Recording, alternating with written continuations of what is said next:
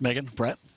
Why did he say that he's not going to necessarily accept the results of the election? Well, Megyn, no one has ever conceded an election before the election actually takes place.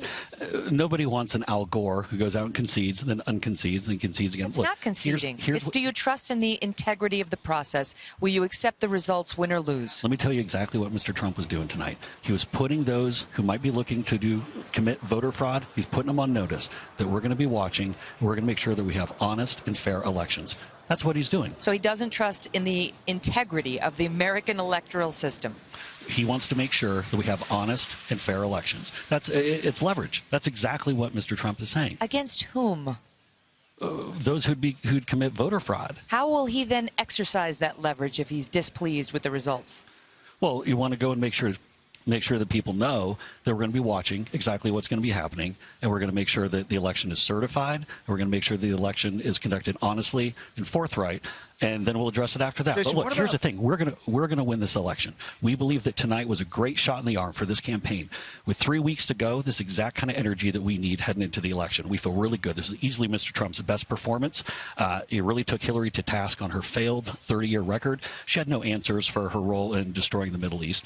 She had no answers on the Clinton Foundation. She had no answers for her campaign's role in inciting violence within our rallies and our events. And Mr. Trump laid out his plan for how he's going to make America great again. Jason, what about at this point of the campaign, it's about addition, about adding more people, adding independents, adding disaffected Republicans. I had a senior Republican text me and say, this saying that you might not accept the election is like napalm in the final 20 days for those independents who may have been coming towards you. So how do you respond to that? I think what people are looking for is a strong leader who's going to get our economy back on track, who's going to make our country safe again.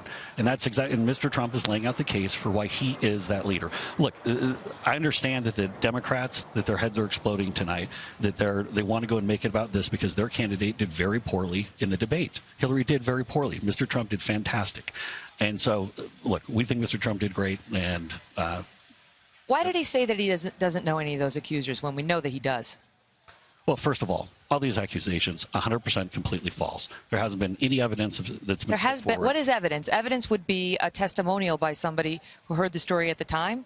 Because the People magazine reporter produced 6 witnesses who say that day or the next day she told them the story 10 years ago. And Megyn, and the butler that was there said it didn't happen. The butler was not with them in that room for the entire time. When he walked into the room, he didn't see anything. That doesn't disprove anything, Jason. You know that. So these people didn't come out when Mr. Trump was running The Apprentice and had a 12-year run at the absolute top of the ratings.